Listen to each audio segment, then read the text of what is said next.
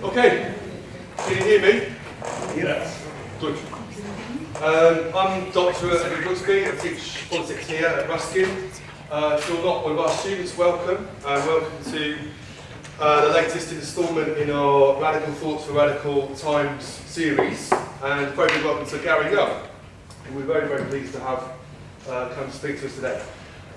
I'm sure Gary doesn't need much of an introduction, but for those of you, perhaps one or two people who don't know Gary, he's an award-winning journalist, broadcaster and author, and also a visiting professor at South Bank University. We just discussed that. Many of you will be familiar with his regular column in The Guardian, and also Gary writes regularly for The Nation.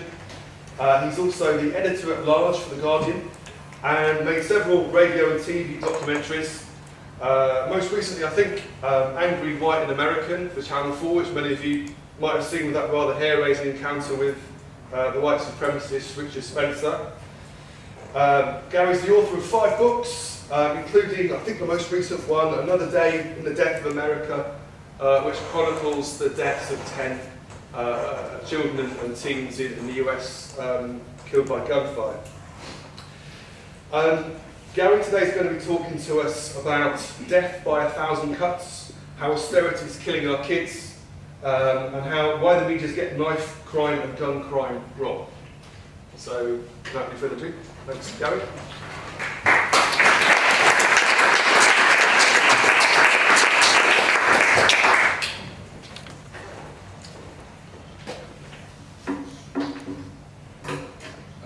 Thank you, Ed, and thank you, Rustin, for inviting me.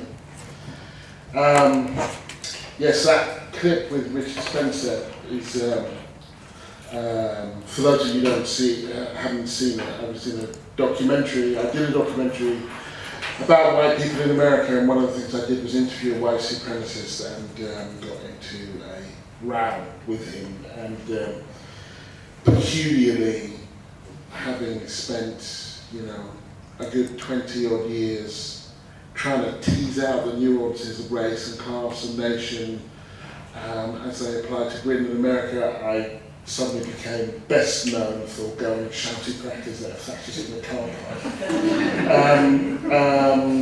And now, I'm trying to claw that back.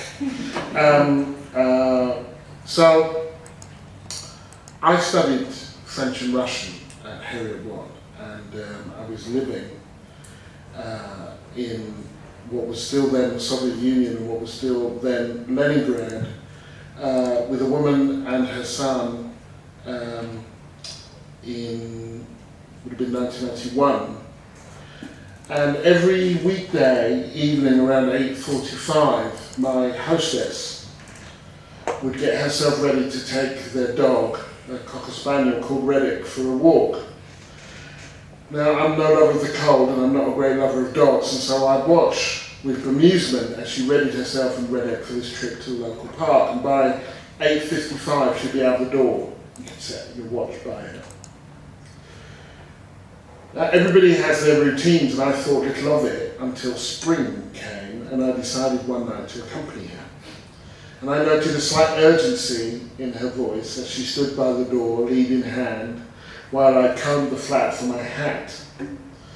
We made it out on time, though on time for what wasn't exactly clear, and arrived at the park to find scores of dog owners already there or arriving. "What's this?" I asked. "It looks like a meeting." "We call it the dog hour," she explained. "It's when the state news, Renia, is on, and we don't want to listen to the propaganda, so we walk our dogs." It's a collective, non-showy act of civil disobedience against a political culture that had left information sources so polluted that they were no longer worthy even of decoding. And there's been many a day since then when I've looked at what passes for news, in screen or in print, and wished I did like dogs, just so I could take one for a walk in those moments and see who would join me. Not because we live in a totalitarian state that dictates what the news should be, but, perhaps even worse still, we live in an ostensibly democratic state in which the fate of large sections of society are written off out of the news agenda in ways in which I will illustrate that force of reckoning with the nature of the democracy we live in. Our understanding of what constitutes news is supposed to be self-explanatory. The most widely known aphorism regarding what constitutes a story, attributed either to Alfred Harmsworth, an early 19th century British newspaper magnate, or New York Sun editor John Bogart of the same period, states simply, when a dog bites a man, that's not news, because it happens so often. But if a man bites a dog, that's news. But over the past few years, I've wondered if there might not be an addendum to that adage, a qualifying footnote to what seems like the obvious, because sometimes events derive their potential news value precisely because they happen so often. There are things that happen with such regularity and predictability that journalists have simply ceased to recognise their news value, not least if those things are least likely to happen to the people most likely to be journalists. That much of what we've come to accept as commonplace has dulled our curiosity to why so much of what is commonplace is unacceptable. That given the prevailing and escalating inequalities and inequities, we simply do not occupy the same worlds we pretend to cover, even when those worlds are right on our doorstep. That there is value at times in asking, why do dogs keep biting people? Who owns these dogs? And why do the same people keep getting bitten? Hence the title of this talk, Death by 1,000 Cuts. How austerity is killing our kids and why the media get knife crime and gun crime wrong.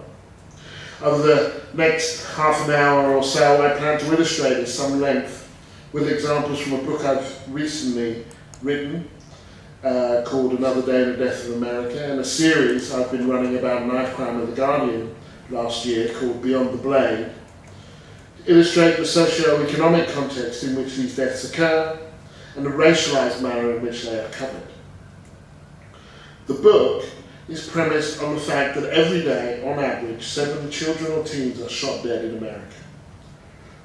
I picked a day at random, November the 23rd, 2013, and then set out over the next 2 years to find out who these kids were, seeking out everyone who knew them, from their parents to their pastors and basketball coaches. 10 kids were shot dead that day across the country. The youngest was 9, the eldest just a few days shy of his 20th birthday. The series set out to cover a similar cohort and a different tragedy. All the children and teens killed by knives in a year, recording the number of children, mapping their deaths, providing profiles of those who were killed, and looking at the themes that emerged. The youngest child to be killed by a blade last year was just days old. And the oldest of that cohort, there were 4 who were 19. Being a journalist, I want to start with the facts, or rather the things we know. In her biography of Harlem Renaissance writer Zora Neale Hurston, Valerie Boyd explained why it's so difficult to track Hurston's whereabouts during her early 20s. In 1911, it was relatively easy for someone, particularly a black woman, to evade history's recording gaze, wrote Boyd in Wrapped in Rainbows. If not legally linked to a man as a daughter or wife, black women did not count in some ways, at least to the people who did the official counting. That question of who counts and whom is counted is not simply a matter of numbers. It's also about power. Collecting information, particularly about people, demands both the authority to gather data and the capacity to keep and transmit it. Those who have both the authority and the capacity need to feel that those they are keeping tabs on matter. In the aftermath of Hurricane Katrina, as the dead floated in the street and the living was stranded on highways and rooftops, a huge crowd of mostly black and poor people descended on New Orleans' convention center. When asked why relief organizations have been caught off guard, the hapless director of the Federal Emergency Management Agency, Michael Brown, responded, "We're seeing people that we didn't know existed." Rarely has a truer word been said. The growing political and economic inequalities, both within nations and between them, is not only replicated in journalism, but is increasingly being amplified by it. And the upshot is an elite consensus, episodically shattered by the intrusion of more democratic forms of new technology, but never ultimately displaced. In short, not everybody counts, and therefore not everybody is counted. We still don't know for sure how many people died in Grenfell. Some of them were off the books, and that makes you wonder if we aren't all reading the wrong books. We know how many American police officers are killed in the line of duty in any given year, and as we've seen recently, each incident in which they're killed is understood to be newsworthy, but there is no national tally for how many people are killed by American police officers. It's revealing that as far as anyone can make out, there's not been an increase in the number of black people being killed by American police in the last few years. What there has been is a growing political awareness that has forced a reckoning with a reality that has existed for several years. These shootings, therefore, are not news in a conventional sense. They are neither rare nor, to the communities involved, particularly surprising. They are news simply because those who make the news, journalists, can no longer ignore them. Because, as was the case with Trayvon Martin, Facebook and Twitter smelled a rat before journalists could. The world, then, hasn't changed. What's changed is our ability to pass off the grotesque as unremarkable. When it comes to what is known as knife crime, it turns out the facts can be quite elusive. Crimes committed with knives are nothing new. Shakespeare's plays are full of them. Knife crime as a phenomenon, however, is relatively recent. For Beyond the Blade, we conducted a survey of the national press and the London Evening Standard. In 2000, there was just one mention of the term knife crime. 3 years later, it was up to 24. Coverage peaked in 2008 with 2,602 before trending precipitously downwards.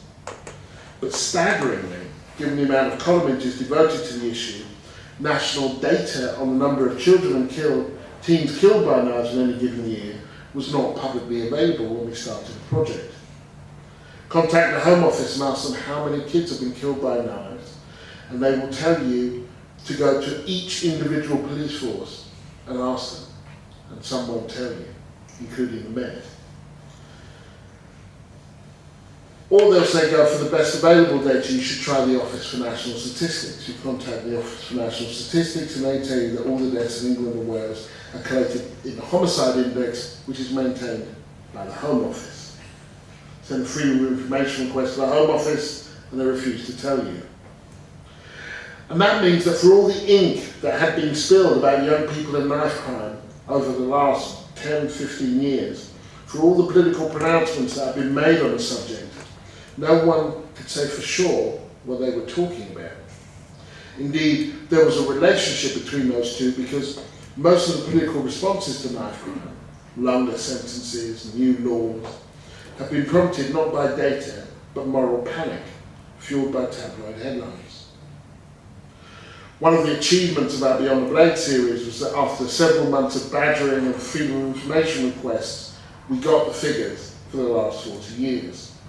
And the facts revealed a complex picture that belied most of the prevalent notions of who is at risk. From 2005 to 2015, on average, 1 in 5 of those stabbed to death were female, and 1 in 10 was aged 13 or under. We now know that last year, where 39 young people were stabbed to death, was the worst for almost a decade, and the third worst since 1977. And this year looks set to be worse. There was one young person just stabbed to death yesterday. So far 9 young people have been stabbed to death in London alone this year, which is around 3 times the number who had perished by this time last year. But going back over the last few decades, we know now that just half of the children who are killed by knives in Britain are killed in London. The other half are outside of London. And of those, only around 15% in Britain as a whole have been black in the last decade. Indeed, taken as a whole, 2/3 of the young people killed by knives in Britain are not black. Only 50% of those killed outside of London are black. and 2/3 of the young people killed by knives in Britain are not black.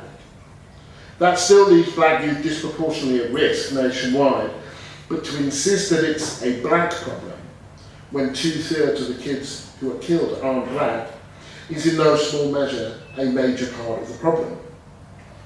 And yet to no small extent that is still where we are.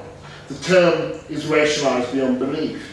In 2007, then Prime Minister Tony Blair told an audience in Cardiff, the black community, the vast majority of whom in these communities are decent, law-abiding people, are horrified at what's happening, and they need to be mobilised in denunciation of this gang culture that is killing innocent young black kids.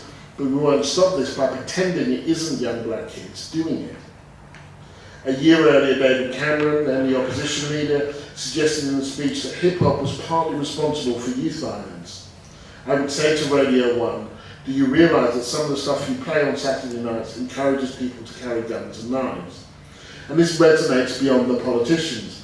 On social media, when white kids are killed, people opine about the state of youth today, or the demise of the town in which they died, or the world in general. When black kids are killed, usually the assumption is that their race had something to do with it. Jojo Nsaka, 19, was fatally stabbed in January of last year in the shadow of Wembley Stadium. According to his friends, he was a business studies student at Middlesex University, planned to open his own business selling baseball caps with his own designs, and dreamed of one day becoming a millionaire. He worked 2 jobs, JD Sports during the week and Tesco at the weekends, in order to support his family, including his 2-year-old daughter, and to pay his tuition fees. Just a month before he was killed, he bought Christmas dinner for his mum, dad, and 5 sisters. And yet a few days before his death, a Conservative councillor in Dover, Bob Frost, posted a news story about Jojo's murder on Twitter with the message, "Black Lives Matter." The carnage continues into 2017. Any protest from the community? ? Thought not. And it's not difficult to see where they get this from. Of all the children who were stabbed to death last year, that's 39 children. With the exception of The Guardian, the only time the term knife crime was used in the national press was when it was about black kids in London, with one exception, Saeed Mahbub, 18, who was black and killed in Manchester. So the term knife crime isn't used to describe all crimes committed with knives. It's a racialised construct like mugging or online grooming. So some things are counted and some people don't count, and even when they do count, they don't necessarily count for much. And this became clear in my reporting on gun deaths in America. One of the boys in the book who died on the 23rd of November was Samuel Brightman, a 16-year-old kid who was shot dead in South Dallas while walking down the street with his friend. The Dallas Morning News wrote a single paragraph. They didn't have an awful lot to go on. In the days to come, there was no profile, no testimony from his school friends or teachers, no sense of who he was, let alone why he was killed. A young man was removed from the planet and got a paragraph. How can that be? Well, Samuel Corday Brightman, known to his family as Day-Day, was a sweet-tempered, fragile young man, a homebody, whose best friend was his younger sister Whitney, who was often as not fought his battles for him. Just coming out of his shell, he'd recently been elected vice president of his school council. The women in his extended family described him alternatively as the son they never had or wished they'd had. Such was the short life whose death received such short shrift in the Dallas media. I spoke to the reporter who'd written a paragraph, and to be fair, it was her chance to record it, not to follow it up, because it was the weekend. So when the day was done, she handed the stories over to the regular crime team, which would take up the weekend stories that they thought were worth running, and Samuel's death didn't make the cut. That didn't surprise her. Indeed, it would surprise very few. Pleasant Grove, the area where Samuel was shot, is poor, black, and on the south side of Dallas is disparagingly known as Unpleasant Grove. Shootings were common there, she confirmed. She said people are desensitized to it and they reason that's just where bad things happen. I heard this refrain often when talking to journalists who covered that day's shootings. Clearly I was the only one who had called them to follow up the story, and they would kindly rifle through their notes and tell me what they knew and if they'd been to the crime scene, what they'd seen. But invariably when I asked if they had any contact details of family members I could speak to or if there'd been any developments in the investigation, they would explain somewhat matter-of-factly why they'd moved on. Unfortunately, homicides aren't uncommon in that area, said one. Unless something unexpected happened, it just wouldn't be the kind of story we'd follow up on, said another. And after a while, it did occur to me that in America there are places where you're not supposed to be shot dead if you're a child. School, cinema, a mall. And then there are places, low-income places where Black and Latino people live, where if a child is shot dead, it doesn't challenge your understanding of how your city or your world works, it confirms it. And so it's not news. It's like a dog biting a man. In Ways of Seeing, John Berger wrote, the way we see things, to no small extent what the media does is replicate and amplify the inequalities that exist elsewhere. Journalists are more likely on both sides of the Atlantic to be white, wealthy and educated, than more white and more wealthy and educated than the population at large. That means they're less likely to live in the areas where the gun deaths and knife deaths happen, and less likely to know people to whom they happen.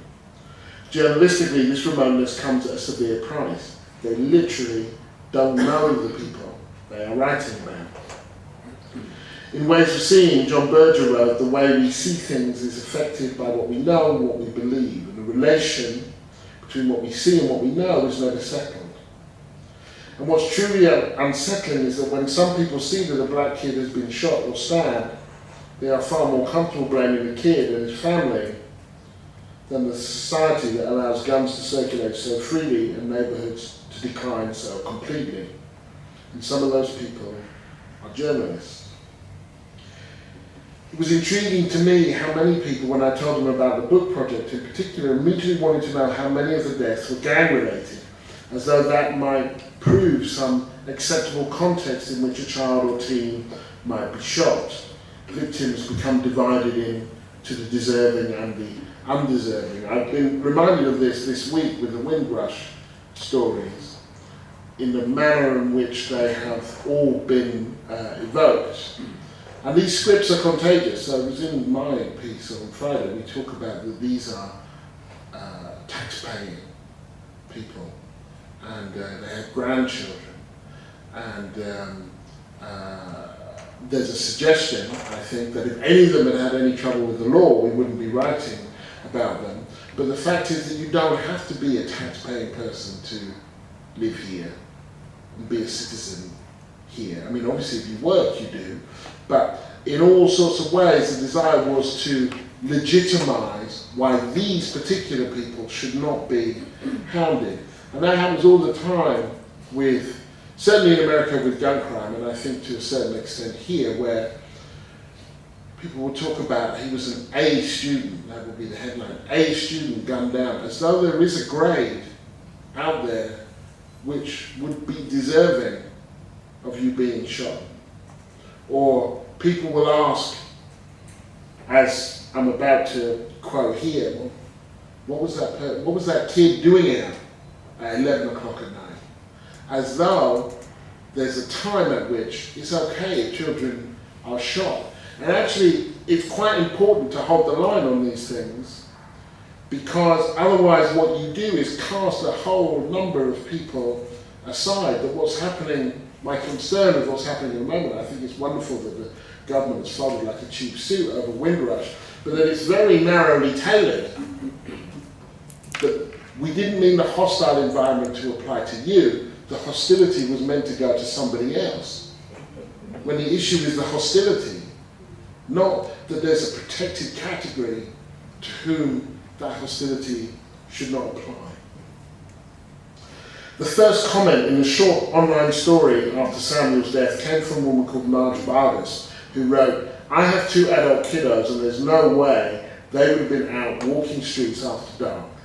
And I always know where they are. I do not blame the victims, but all parents could do better." The mother had just lost her child, and this was Marge's contribution to the discussion. There's no empathy here. The assumption is that this simply couldn't have happened to her because she, by dint of her genius, was a better parent. But I found Samuel's mum, and I found out what he was doing that night, and that his friend Denzel was over because it was a Saturday night, and on Sunday Denzel was going to take his granny to church. And Denzel went to Samuel's school. Samuel didn't have any friends in this area. And so he invited Denzel over and they had a family night. They played Uno, they drank cocoa, they watched Weird and Millers.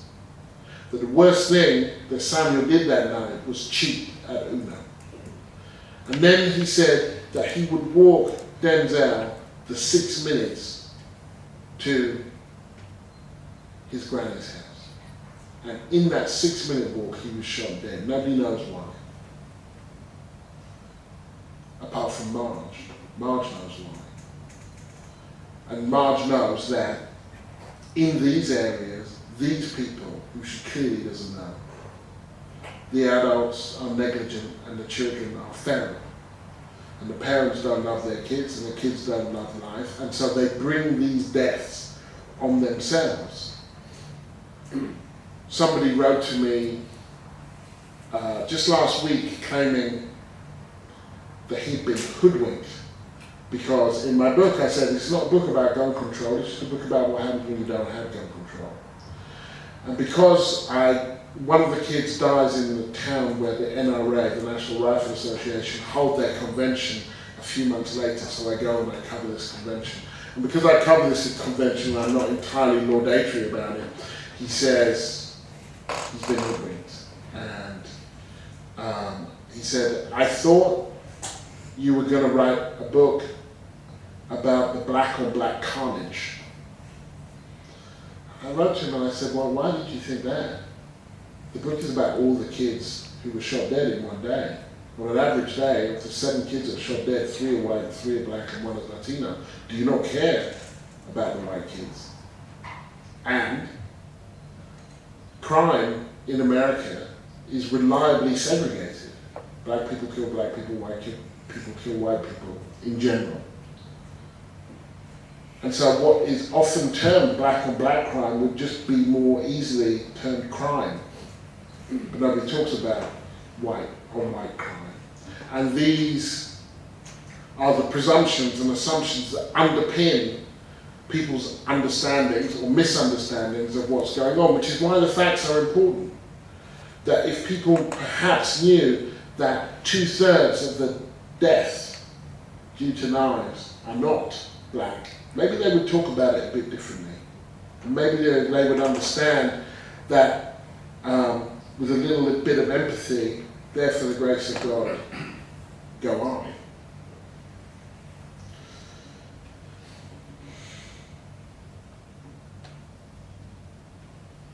Samuel's mother, a loving and attentive parent, knew exactly where he was. She just couldn't save him. And this is how we've come to a stage, in America certainly, where black parents have to make the case for why their unarmed child should not have been shot. That was constant. And that was also true with knife crime, that the parents of kids in London would be saying to you, he wasn't in a gang, he'd never been in trouble with the police. They are listing the reasons why they are the deserving category of child who should not be killed, which does suggest that there was a child out there that had it coming.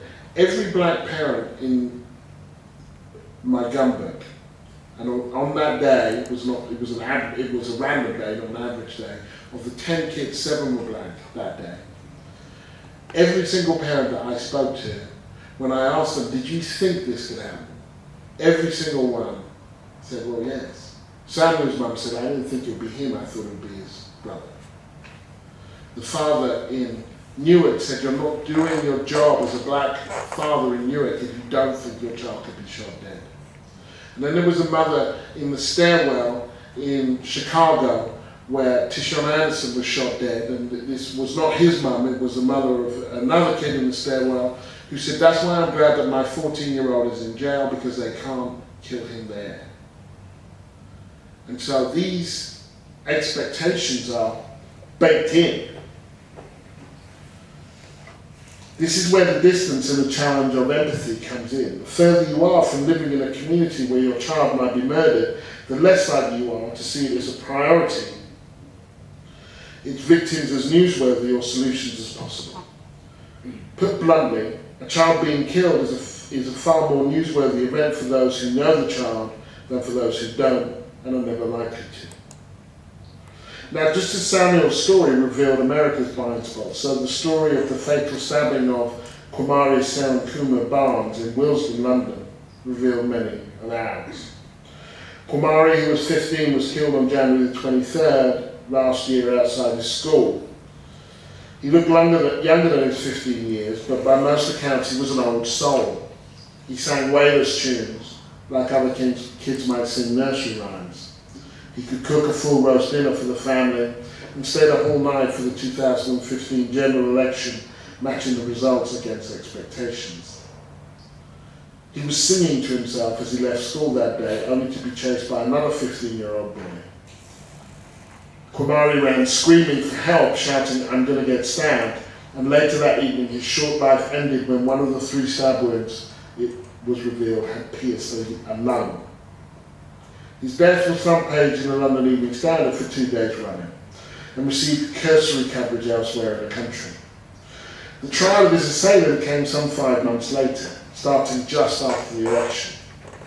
The tragedy at Grenfell happened shortly afterwards, so there was a lot going on. Nonetheless, given the initial interest in his death, I imagine there would be considerable interest in what came of it.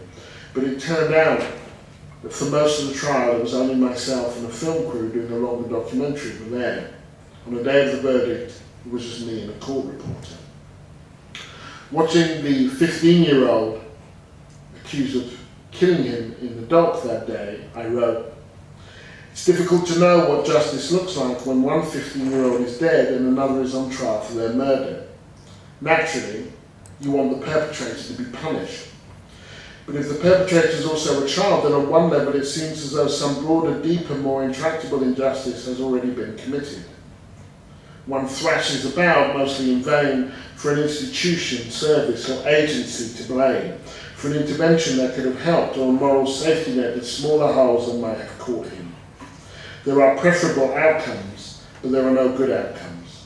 If the accused is found not guilty, then either the killer is still out there or he just got away with it. If he is guilty, then one child is still dead and the other's life is ruined." A few months later, after the accused had been convicted and then confessed, I managed to reach the mother of the boy who had killed Kwamari. I felt this was important because for the most part, fatal knife crime is reduced to a crude morality play in which the young perpetrators are all but invisible. Abstracted from parents or community, we meet them in the dock, defined by their crime. They're not children who have killed, but killers. Not people who have done something monstrous, but monsters. They stand reduced to this one act. They killed a child. Their anonymity protected by law, we don't see pictures or hear from their parents. By the time the trial is over, we have no idea where they've come from, why or how, only where they're going. Prison. Without face, family or friend, they are not children, they are cautionary tales. But in order to heed the caution in these tragic crimes, we first have to restore the humanity of those who commit them. Failing to do so is not just morally problematic, it is counterproductive. The best chance we have of sparing the next child from an early death is finding out why the last one died. There are lots of lessons, but none can be learned if they don't start from the fact that this murder was committed not by a metaphor, but by a boy.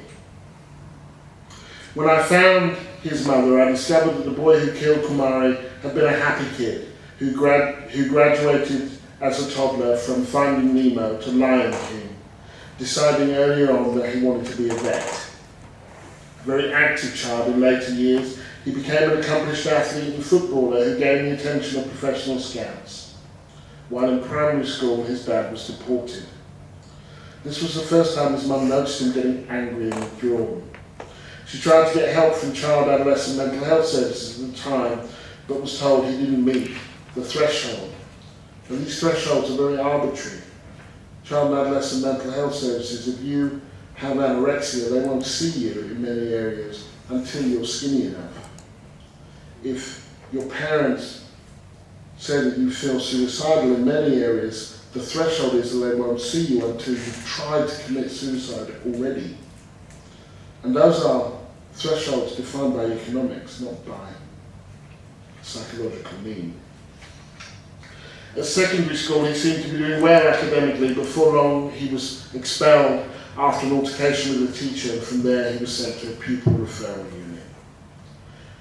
It was in talking to his mother that I discovered that the search for some broader injustice that might help shed light on Kumari's death would not have been in vain. Indeed, she could document in painstaking detail requests for help that either weren't answered, weren't met, or where the response was inadequate, even as she warned of the possible consequences. On the 23rd of March, she sent an email to her MP with the heading, "Please help me save my son." She described how the behaviour of her then 13-year-old boy was deteriorating rapidly, involving himself with the wrong crowd, and her fears for the impact this could have on his siblings. She helped to move her family out of London, but she felt she was getting nowhere. She ended the email, "All I want for my child is not to become another statistic, and would like all the help possible to stop this from happening." A few months later, she warned a meeting of social workers in Brent, the London borough where they lived, if we don't do something, either he's going to end up dead or someone's going to end up in a body bag. She tried. We don't know if that murder could have been prevented, but we know that not everything was tried. And at the bottom of many of the responses from Brent Council came the impersonal sign-off. Brent Council needs to save £54 million over the next 2 years. Find out more about our budget consultation events and have your say before February 4th, 2015. Those few impersonal words illustrate the structural context to these deaths that is woefully ignored. Of course, we must talk about personal responsibility, but there is also collective responsibility, particularly when it comes to children and youth. They are a protected category. As a society, there is a general view that we have a societal responsibility for them. That's why we have social services and youth courts and a range of things for minors. And the fact is that as a society, we have been reneging on that responsibility. In 2011, the government scrapped the educational maintenance allowance, the £30 weekly grant to low-income students in college or school. Funding for the education of 16 to 19-year-olds fell by 14% in real terms between 2010 and 2014. Since 2010, there's been a £387 million cut in youth services. And between 2012 and 2016, 603 youth clubs were closed. A starved NHS is unable to adequately provide mental health assistance to the young. The government now plans to cut funding to schools in urban areas.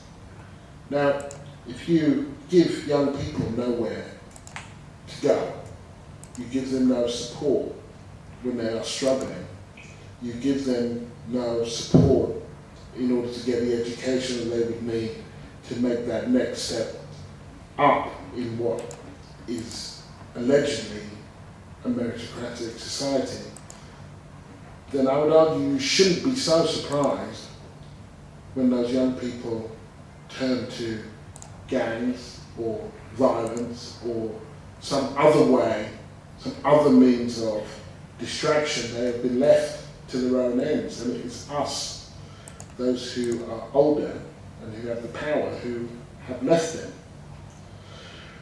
Once the government has made the political choices that effectively produce a crisis, it then expects the police to establish order and calm over the instability.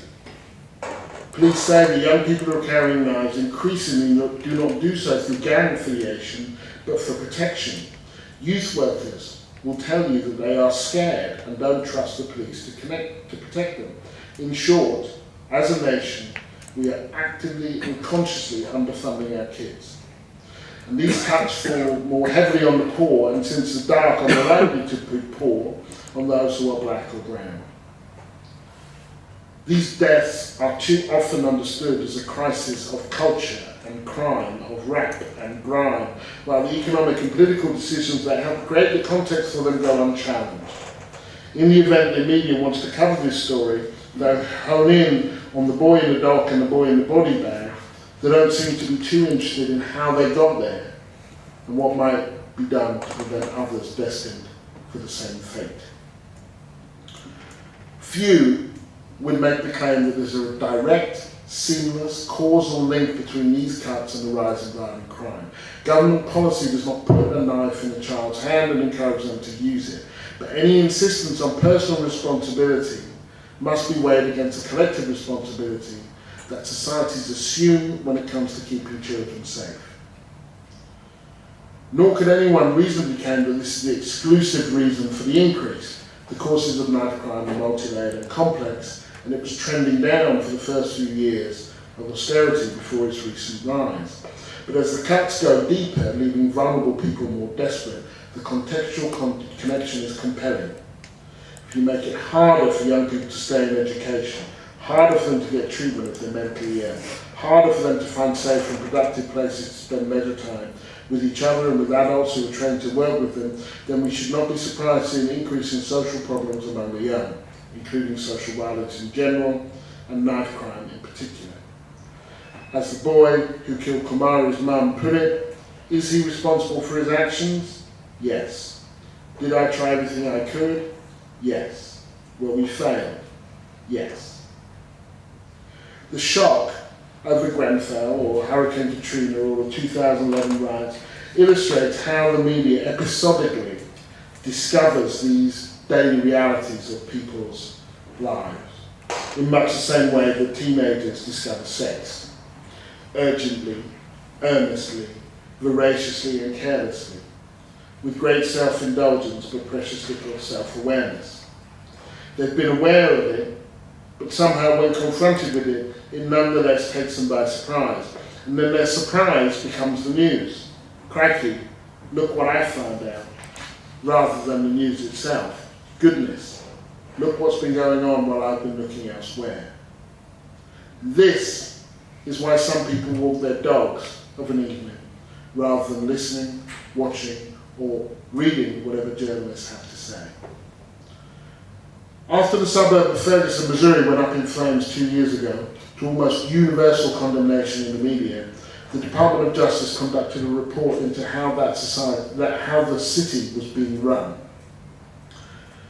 What they found, I believe, any enterprising journalist could have produced themselves if they'd not become inured to this kind of systemic discrimination.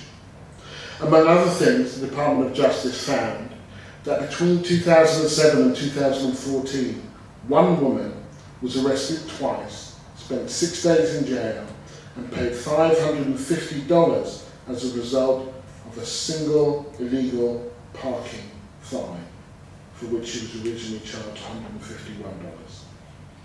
She tried to pay in smaller instalments, but was refused, and then she ended up in jail.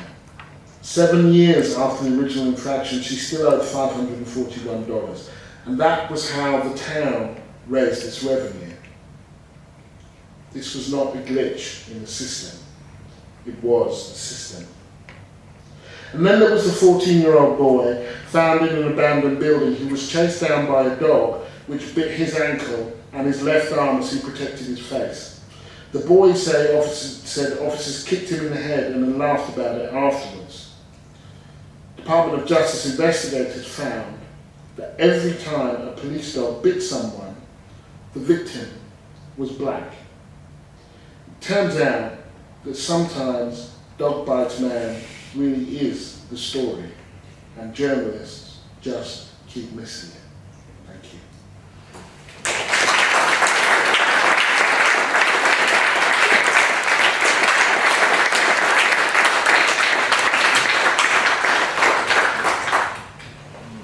Well, thanks very much for that, and we've got time for a few questions. So if you'd like to ask Gary a question, can you put your hand up and I'll try to pick a few, and then Sure. we'll take as many rounds as we can fit in. So if you're feeling brave or burning question, please let me know. Thank you. I work for a serious youth violence organisation in London, and I just wanted to talk quickly about the media relations with positive work that's going on in the community. And we get a lot of calls from people like The Guardian and Channel 4 and stuff, but they always want comments from the people that we work with, which you can understand because it's sensationalist and more exciting to hear from their mouth.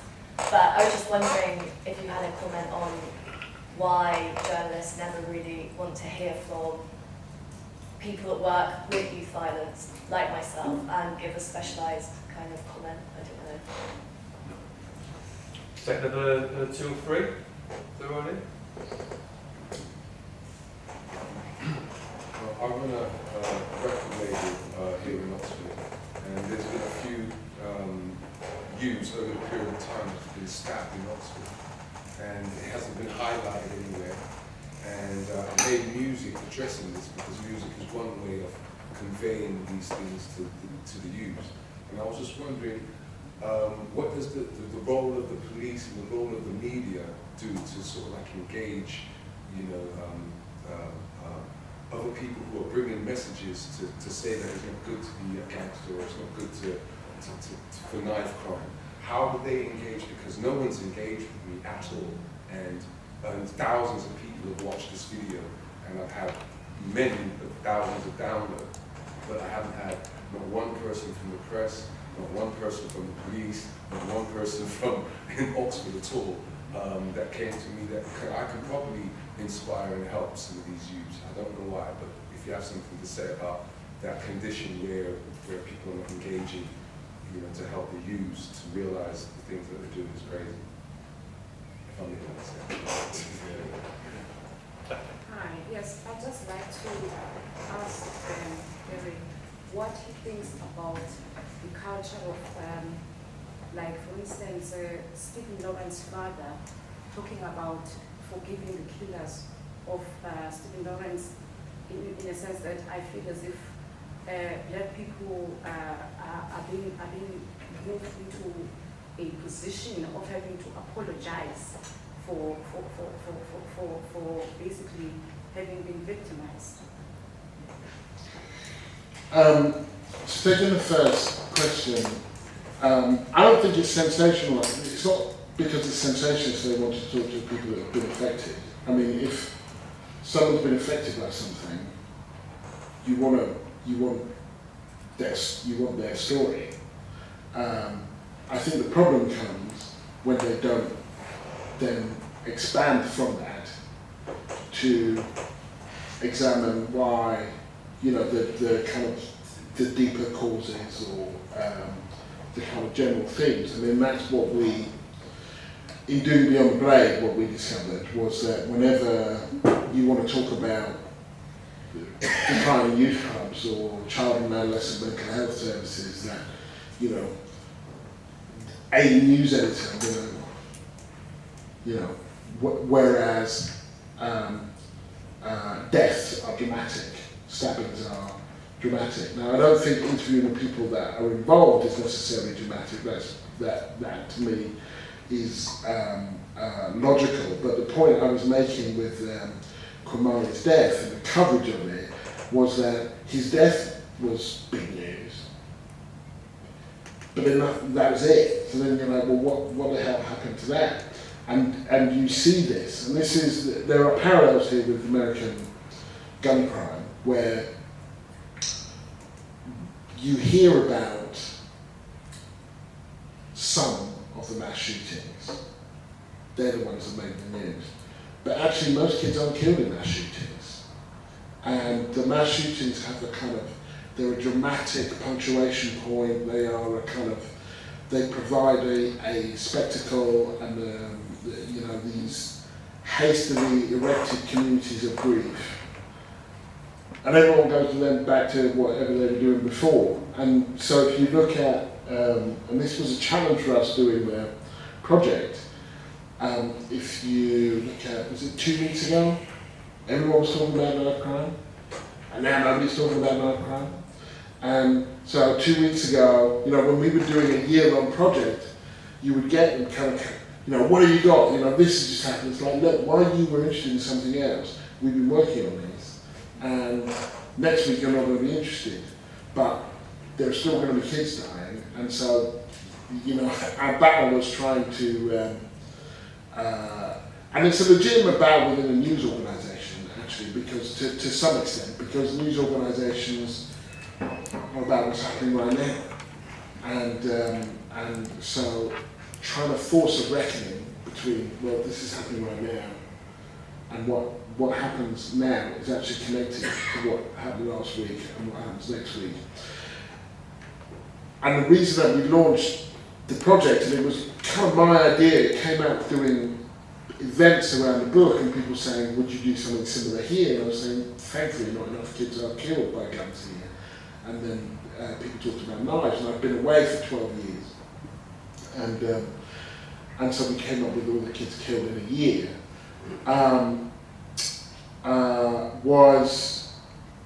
Was kind of trying to hold the line on that and say, there are other things going on that we need to discuss, and that takes time. And then the other thing in a news organisation is that time is money. This is going to be me and this person are going to be holed up doing this for the next 6 weeks. Where's Gary? He's in court. How big is that case going to be? We don't know yet because it's not finished. And so there are challenges. There are challenges, and to be honest, it's been interesting in the last month, and this is hopeful in regard to what you were saying. Beyond the Blade won 2 awards. It won the UK Press Awards and it won the Amnesty Awards. And if you think of the Amnesty Awards, it was up against child fighters from ISIS and something about mentally ill people in Eastern Europe. And this was a case of a knife death in London. And one thing that those awards do, we know they're not meritocratic, we know that, we know the best person doesn't win, and that's true when you lose, when you win. But one of the things that these awards do is kind of provide a lodestar for where the next award would be. And that these awards were for sticking with a project over a period of time. And so there was some appreciation. And it was in the sticking with the project that we spent time with Red Thread and with people doing things in Scotland and pastors and a whole range of things. So I was encouraged that might encourage other newspapers to spend the time and the money and the effort, not just being passively responsive to death. I can't speak for the police as to why the police wouldn't engage with the kind of thing you're doing. There is a challenge with local newspapers horribly underfunded. Horribly underfunded, and it's always. We have a show of hands here, and this relates directly to your question. How many people here read The Guardian most days? And then how many people pay for it in some way? See, that's part of that problem. It costs to have me in a court and then to do, the things that we do. And The Guardian can get some advertising money and some, Oxford Mail, I think it's in the Oxford Mail, that local papers have been devastated. Local news organisations have been devastated. And so their capacity to do the right thing has been undermined, which doesn't mean that they would do it, but it does mean that it's much more difficult to do it. And there is actually, we bear some responsibility for that, because people got so used to having their news for free that they think that it comes for free. It doesn't, it does cost. So there's that, and then there would be what I would imagine is not a new problem for black people in Oxford, which is that you are probably underreported and badly reported and misreported and maligned and forgotten. Sorry? Criminalised. All of those things. And that and so there's a context for why these things would not be covered, because it's not just that you want them covered, it's actually, there is something worse than not being covered, which is them being covered badly in a way that pathologizes the entire community. So you want them covered, and you want them covered well. It would be my guess, not because of Oxford or the Oxford Mail, but just because of Britain and the way that Britain works, that that wouldn't necessarily be the experience that you would just expect, right? That would demand other changes. And then the last question was about black people feeling that they have to apologise. They're right for them. Yes, so you have the Stephen Lawrence father forgiving the killers, which I feel it seems to resonate with black politics when it comes to people that have been oppressed. It's as if we feel we have to, we kind of have to make more of a sort of like more of a gesture than people that are victimized. I mean, I feel, one of the things that is interesting about Stephen Lawrence's case is that was a case of knife crime. It's never understood as a case of knife crimes. A knife crime in London is understood to be things that black kids do to each other, and the most famous case of knife crime in London is a racist attack. And yet it just falls in a different category because knife crime has been really racialized to black people. It's the 25th year of the anniversary coming up of Stephen's death. And I guess I feel like that quote from Neville Lawrence, it is located in a history of black people forgiving awful things. I don't know, I see that as an international history, Truth and Reconciliation Commission, civil rights era, post-civil rights era stuff where because people have to get on with their lives, they seek some kind of psychological cushion, which ends up being that, like, I'm not going to let you people bring me down with you, and so I still want justice, but I forgive you. I'm not sure that that's a theme at the moment in black life in Britain, because if you look at, for example, the response from this Windrush thing, it's been people saying, well, that's not good enough. Yeah, I've heard your apology, which Theresa May's apology was a bit like, why are you so cross? But we've heard your apology, it's not good enough, you're going to need to, do better, and so on. So I think that fits with a broader theme. I don't think it fits with a particular theme in Britain at the moment. Got time for another? Yeah. Okay. You have your hand up for then you and off. You want to ask first and then yours and Yes, I live in America. I was wondering, do you have any sympathies at all with the average American who has seen their city like Detroit ripped apart, currency's gone, methamphetamine and drug addiction has just replaced it all, and they want to have a gun in case these drug people break into their houses at night and either rob them or rape them or do them harm. That's the people, Americans who want guns, want to keep their guns safe. Do you have any sympathies with that point of view? Yeah, so Gary, you mentioned Scotland, and my understanding is that Scotland's reduced its knife crime to 0 or 1 or something, and they also classified it as a public health issue. So I was just wondering if you could give us your take on that, and should that be replicated in England, and if so, would that have an impact, do you think?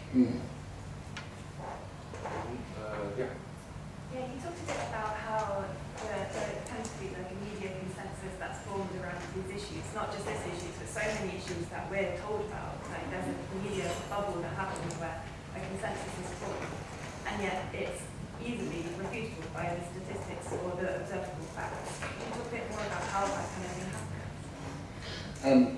So I could take another round after this. It's said from 6 to 7:30. Okay, So great. Yeah, brilliant.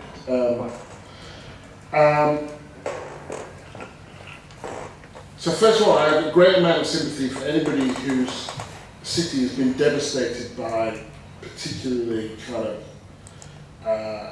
lack of work, globalization, all of that, yes. And I have sympathy with people who are scared because of crime. Now, and then you get into the logic of the gun as being the response to that, because there's a couple of things you could say about that, right? The one is, let's rebuild the city, and the other is, let me get a gun. So the gun doesn't rebuild the city, it just fortifies you against whatever chaos is out there, but the chaos is still there.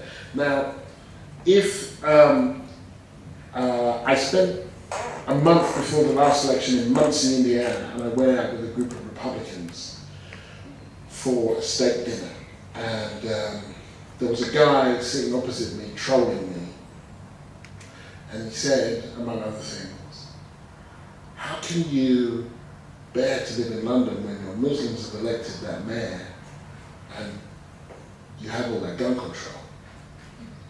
I said, look, it wasn't the Muslims that elected the mayor, London elected a Muslim mayor.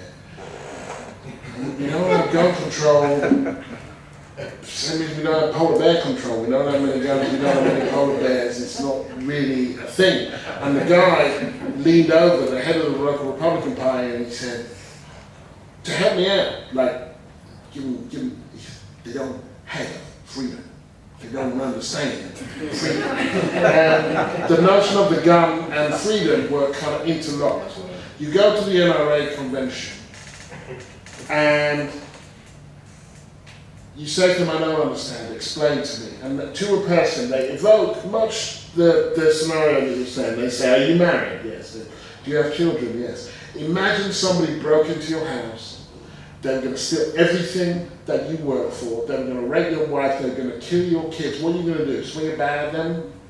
Are you going to wait for the cops to come and get your body?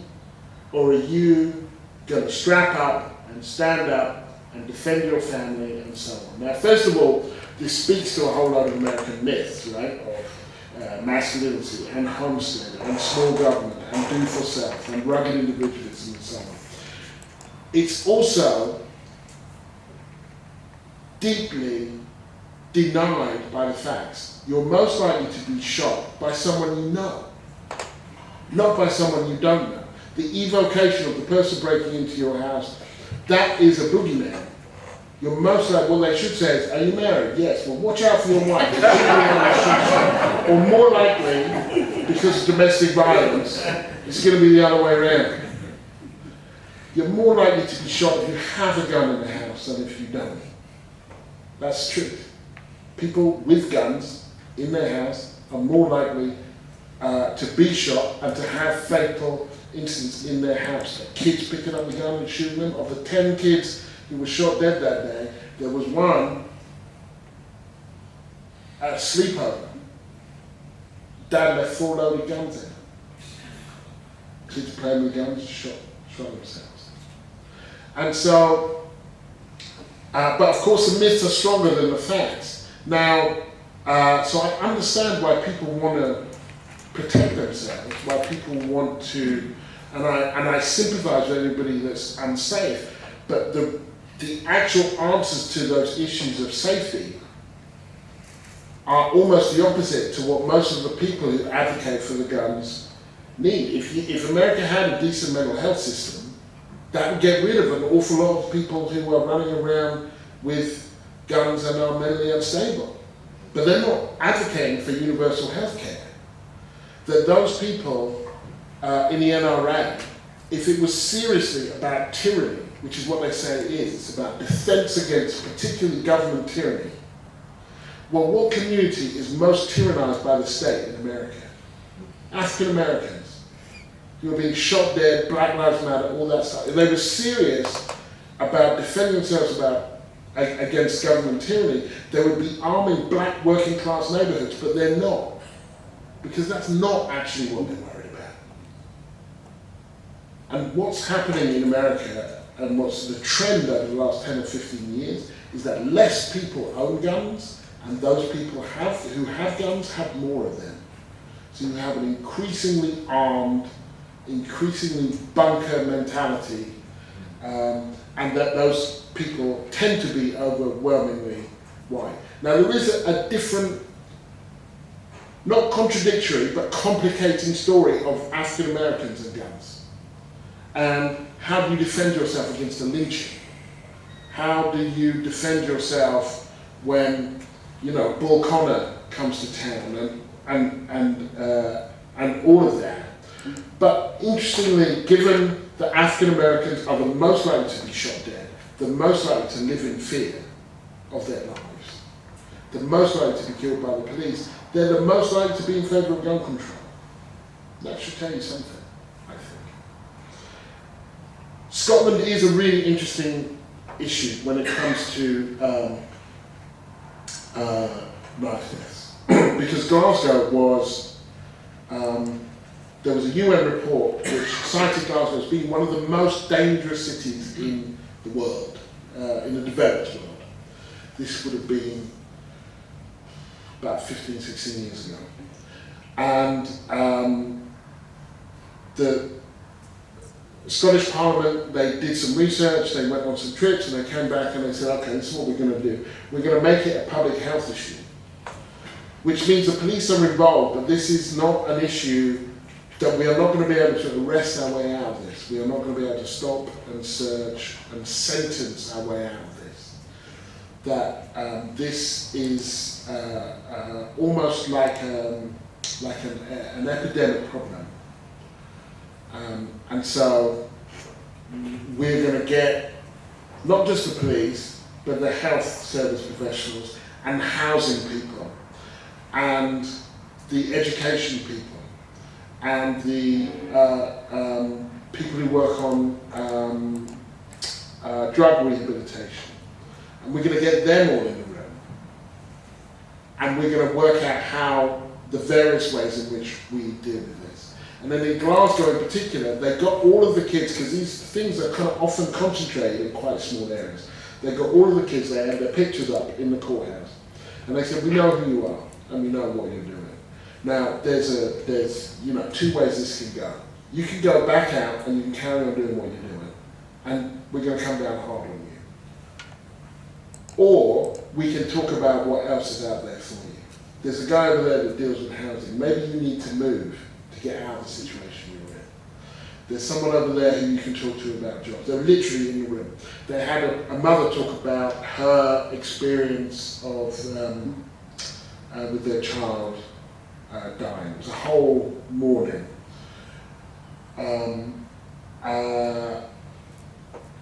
So they had an offer. It wasn't just as a bad word out there for piss off. They had an offer. And the issue of youth violence was taken out of just the policing and put into what was called a violence reduction unit that also had public health professionals and housing people and all of that stuff involved. Last year, Glasgow didn't have a single young person killed. And Scotland has been a success story which shows that it is possible. Now, there are a couple of things that would have to happen in order for that to be replicated. And one is public. Public means publicly funded and democratically accountable, which is true there. And because it's publicly funded, if you compare it to London, where it's mostly charities doing the work, and charities have to spend a lot of time raising money as well, and they have to have slightly different offers from the other charities, then even though they're doing very good work, there's only so much any one charity can do, and they're all doing slightly different things. Then you've got 32 boroughs, and you have a mayor with kind of limited powers. So it's not publicly funded, and in London it's not treated as a health problem, it's treated as a criminal problem. And then the other thing that they have in Scotland, or don't have, is the issue of a lack of trust in the police. That because there isn't the history of what was first SARS and is now Stop and Search and so on, and the riots in the 80s and so on, which has created a climate of mistrust in the police, that means that they can gather much better intelligence, much quicker. They can work with communities in a way that London, the Met, struggles, because a significant part of the community that they need to work with to solve this problem does not trust them. And they have reason not to trust them, even if it might be better if they went with them if they didn't. And so there's an awful lot that can be learned from Scotland, but nothing much can be taken from there unless there is a willingness to fund things publicly. The best kind of explanation I've seen, or best mapping of what could happen in Britain, was there's an all-party parliamentary group set up by Sarah Jones, who says we should treat this like we did teenage pregnancy and have a 10-year strategy so it is not hostage to changes of government, and we commit ourselves to a 10-year strategy to actually kind of get this done. It's doable. And there is, particularly in London, there is a learned hopelessness about this. Like, what could we, there's nothing we can do. These kids run wild. Well, actually, there's quite a lot we can do. And there's an awful lot that not only are we not doing, but that we are stopping doing, that actually makes it worse. And then the final question about the media bubble. I mean, my guess is there's always been a media bubble. I don't think it's particularly new, and it can be increasingly pierced now by social media. But that the challenge for that bubble at the moment is that the old certainties are falling away, and so you have this kind of these new currents that are emerging, and if you had been a journalist on the rise over the last 20 years, then in the last 3 or 4 years you suddenly found your contact book's no good for you. Because you don't know anybody who's in Jeremy Corbyn's circle. You don't know anybody in Trump world or in Bernie world, because you count them all off as being nuts. And you saw this during the election, where they threw everything at Corbyn. And people were like, nah, you know, actually it's all right, thanks. And they went out and voted for him. In the middle of terrorist attacks, when they're calling him a terrorist sympathiser, where pretty much, with the exception of the Mirror and to some extent the Guardian, nobody's saying anything nice about this guy. In fact, they're saying everything that they possibly can, whether it's true or not. And Labour still did as well as they did, which is frankly quite stunning, given all the stuff that was thrown at them. And the fact that the parliamentary party was in revolt. So I don't think the media bubble is anything new, but I do think that this moment we live in a moment of considerable fragility and uncertainty, where the media class and the political class are pretty much drawn from the same social pool, and it turns out that people aren't really that interested in what they've got to say, and they're not willing to play by their rules anymore. And I think that is a consequence of many things, but in particular the economic crisis, and then all of the things that happened as a result of that economic crisis, which has meant, that people are less trusting of experts, and of that a range of people who have set themselves up as arbiters are no longer trusted. And this is the kind of conversation that I've had many times in The Guardian, and I feel confident I can say it on camera because I've said it when I've been in the office, which is we are much better at being descriptive than predictive. That we got pretty much every election wrong for the last 3 years, whenever we guessed who was going to win. We didn't think Brexit would happen, we didn't think Trump would happen. No one would have guessed, when people were saying a year after Corbyn was in, or 6 months, he can't win, and I would say, if you guessed that Trump would be the nominee, you knew he wouldn't win. If you guessed that Trump would be the nominee, that Scotland would be where it is politically, that we would be out of the European Union, that Cameron would have won the 2015 election, then have at it. And you guess what's going to happen in the next 4 years. But if you've got all of those things wrong, why on earth would you think that you're going to get the next thing right? Why don't you stop thinking that you know about the future and instead spend your time describing the present, because the present is actually very interesting and you're missing it.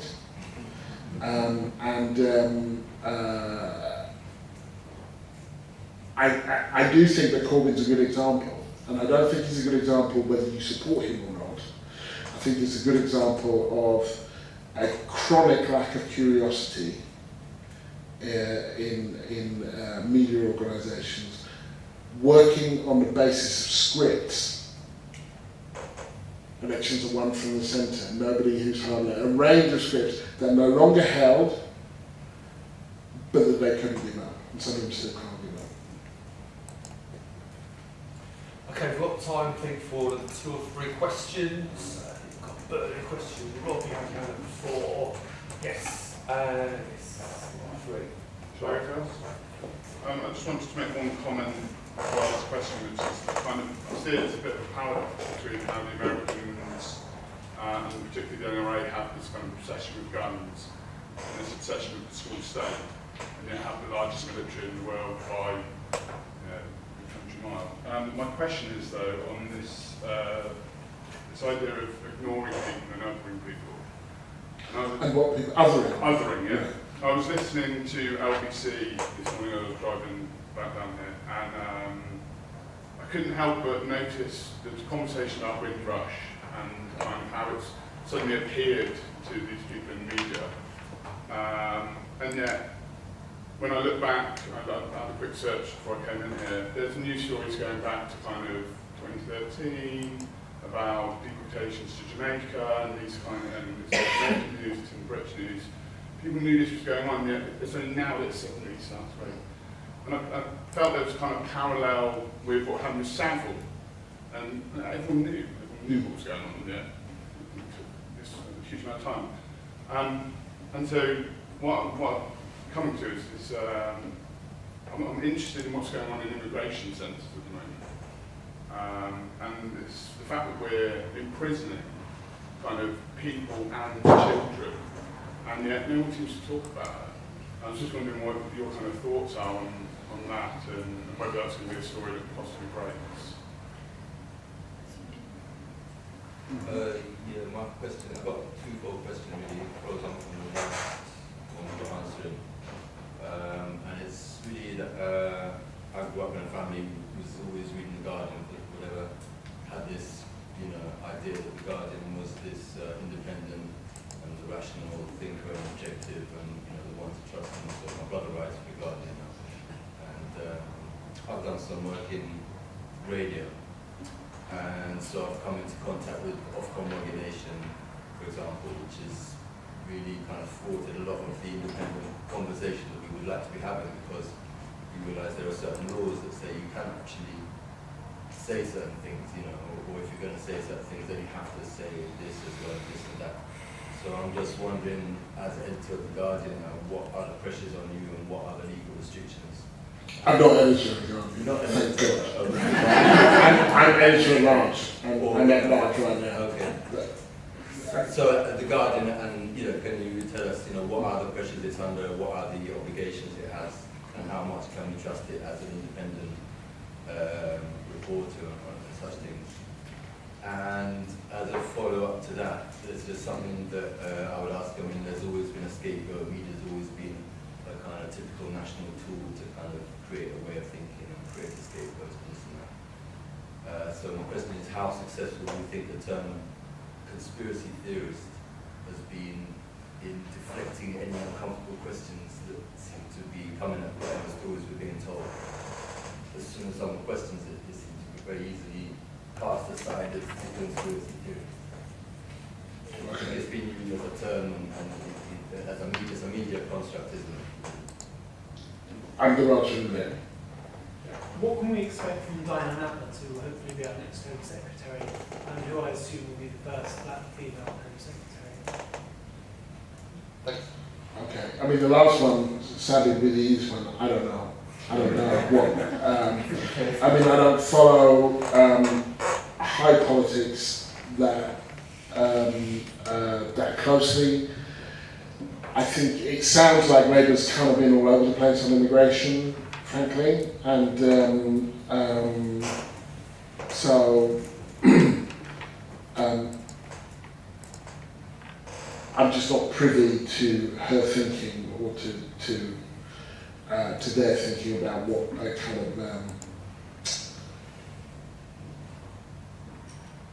a kind of Corbyn government would look like in terms of that kind of policy. I mean, you kind of, every time you think it can't get worse, it does. So I wouldn't want to say it couldn't get worse, and I hope it would be better. But I don't know. I mean, I don't think conspiracy theory is a media construct. No, I think there are conspiracy theories. There are theories that are based on a conspiratorial idea of how the world works, and it would really depend on would really depend on what conspiracy you're talking about. If we're talking about 9/11 was an inside job, well, I just think that's daft, and it's been kind of been pretty much proven not to be the case. But there might be other things that people understand as conspiracies that are or aren't. And there is that thing sometimes that just because you're paranoid doesn't mean everybody's not out to get you. Do you know what I mean? That it's possible quite often that there are things. I don't put anything past security services or whatever to do a range of things, and then I do think that people often take comfort in the notion that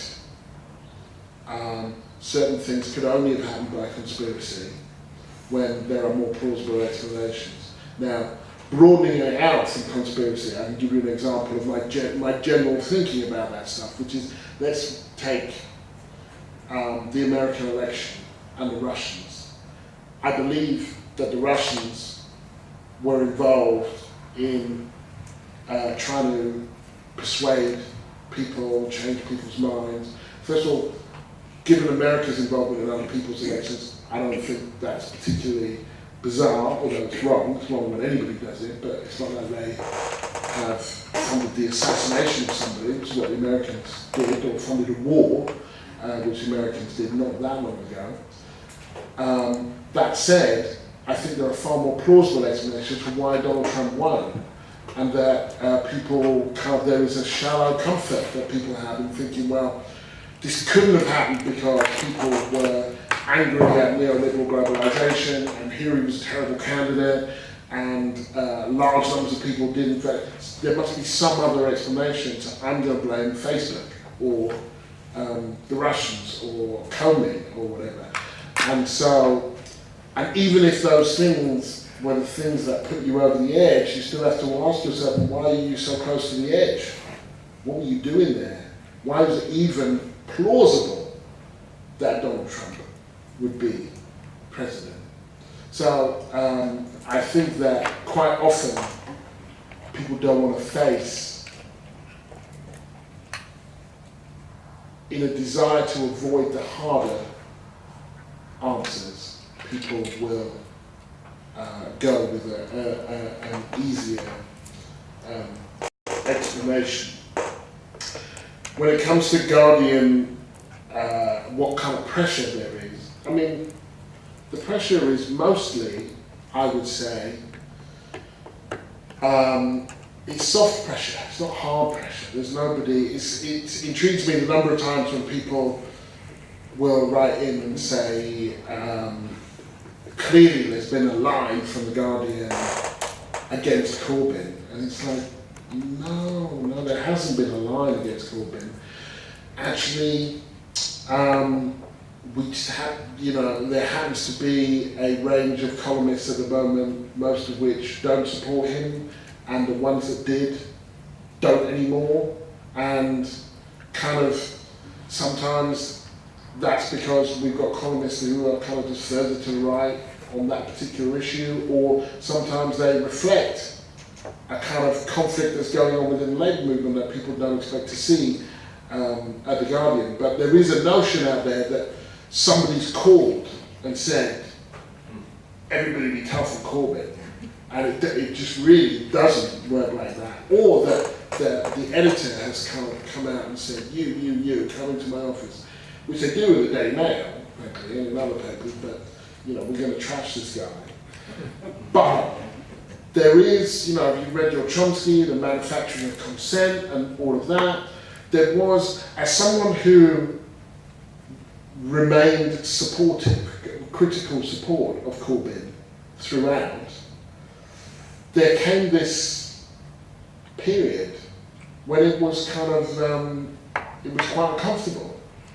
It was okay. I mean, it was a discomfort that I was kind of fine dealing with, but it was very lonely. There was no one out there supporting you. Corbyn, frankly, was quite often underperforming, I think, and I didn't feel the need to defend him when he was underperforming. My feeling was something has to change with the Labour Party, and so long as he's there, the question of what the Labour Party is for is an open question, and it needs to be an open question. And I support his programme, broadly speaking, but that to express support for Corbyn was to count yourself out of a series of serious conversations. That's just Gary. He's not all there. And so you had to be, I think, one of the most toxic things for journalists, intellectuals actually, is a desire to be taken seriously. I don't think you should want that. Taken seriously by whom? That desire to be taken seriously has people with ghosts in their mind thinking, what will the Home Office say if I write this? Or what, rather than just getting down and writing what you think, they want to be taken seriously. And they never want to be taken seriously by working class people or poor people or black, but they want to be taken seriously by people who have power. And that is a chronic deficiency, I think. But having experienced that period with Corbyn, I also understood it, and that is more the nature of the pressure that we're under. It's soft pressure. It's the pressure that all sensible people are saying X. Why aren't you? Everybody knows that the Russians did it, or this and that, or it was similar in America at the beginning of the Iraq War, where with WMD, where everybody knows.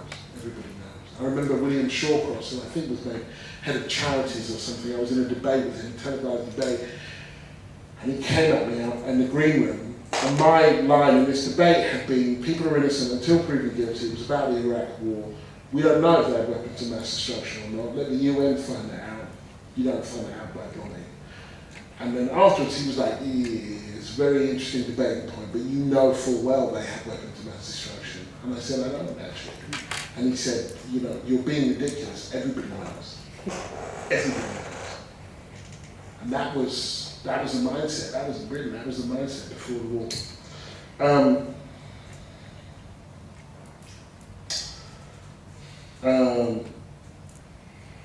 You have to remind me of your questions. So. I gave you a rubbish question. I can't read mine. I've got another one. Well, I wrote it down in a rubbish way, so. But what was it that you asked? It was broadly about this idea of othering and ignoring people, Right. and kind of this relation. But it seems to be that the media comes to the party way after people seem to know these things, or they inform us, and still later on it becomes a big news story. But with Windrush, we've known that this has been going on. We know that people haven't been given citizenship and are being deported, and only now it breaks. Yeah, and see, sometimes I think that the media is blamed for the politics. So how did you know that? Right, so you knew it because someone was reporting it, but when those articles land in an environment where people are hyped up about immigration, when people are anti-immigration, when there's a lot of racism around, then it's not going to find its target. I mean, it's still important to do it, but I mean, I've been absolutely intrigued by how this Windrush thing has gone down, because when I wrote a column that went in on Friday, so I wrote it on Thursday, and it was still marginal on Thursday. It was still like, you know, well, I'll do this. You know, I'll do this as a column. And by Sunday, bells and whistles on it, and everybody's talking about it. It's trending on Twitter and all that kind of stuff. Now, Amelia Gentleman, who's my colleague who's been breaking these stories, she's been breaking them for the last 5 months. And I could say, and no one's been taking any notice. I mean, clearly some people have been taking notice, but she's been breaking them for 5 months. Usually one at a time, then she did a big group of them. And that somehow, and this speaks to the kind of rancid politics of this government, frankly, with one exception, every single story that she did, within minutes, hours or minutes, sometimes minutes, of the piece going live, the Home Office called them and said, we've got it sorted. 2 years these people would be fined for this stuff. They would have suffered mental health crises, they would have lost their jobs, some lost their homes, one guy was made homeless. Within minutes of it going live, Home Office is calling. In one case, the piece was being laid out, and they called, so we fixed it. There's only one case that wasn't true, and that was I think, a more complicated case. And what's intriguing to me is the fact that there's, and I think we're seeing why, which is that to accept a breach in that wall would be to accept that there was a problem with the hostile environment policy. That these people were not, these people were kind of collateral damage. This was the system working as it was supposed to. It was not some aberration. They were not the wrong people. They did not find the wrong people. They found the right people. That's the problem. And once you start talking about, well, how did we do this, then you have this entire ideological edifice about keeping people out and how we're going to keep people out. And the hostile environment policy, for those people who don't know, is about making life in Britain so horrible for undocumented workers that they self-deport. And so you make everybody a potential border guard. The landlord, the university, the health professional becomes a border guard, asks for your papers. I was doing a reading at a literary festival And to get paid, I had to produce my passport. So the border is then everywhere. That was the policy. And so they weren't going to give up on it. So long as it was one or two black people who were having a hard time, then they weren't going to concede. And then when the dam broke, and frankly it's still going on, and the question is how far this is going to go now. Because if it stops with the Windrush generation, then frankly, that's not, I mean, it's a victory for those individuals. But what you are saying is, we were hostile to the wrong people. We want to be hostile to these people.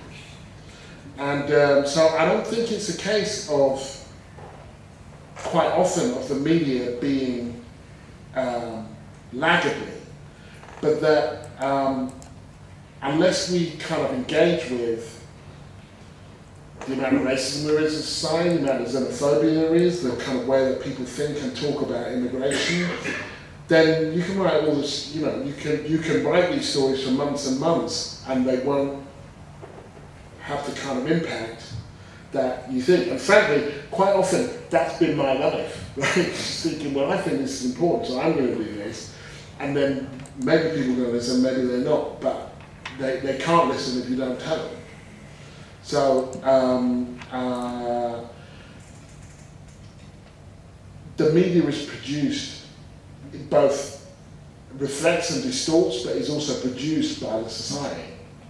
And so it's very difficult to kind of understand. It's not like the Mail wants to celebrate Windrush people, but they will if they bloody have to. And as it turned out this week, they had to. I mean, when Windrush was happening, they couldn't see the back of us quickly enough. So these are all of these things are contingent on the politics of the moment, and the media is embedded in those politics. Okay, thank you very much.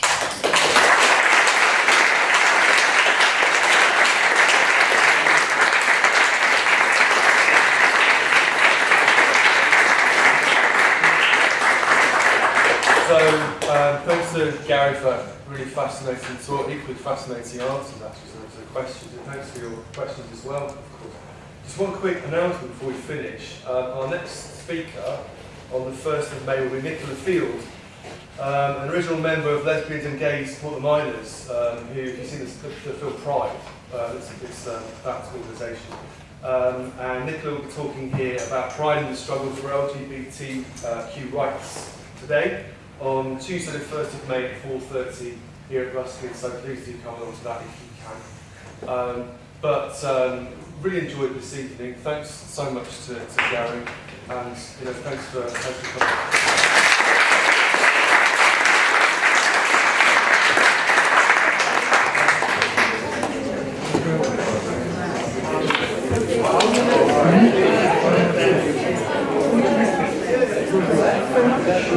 coming.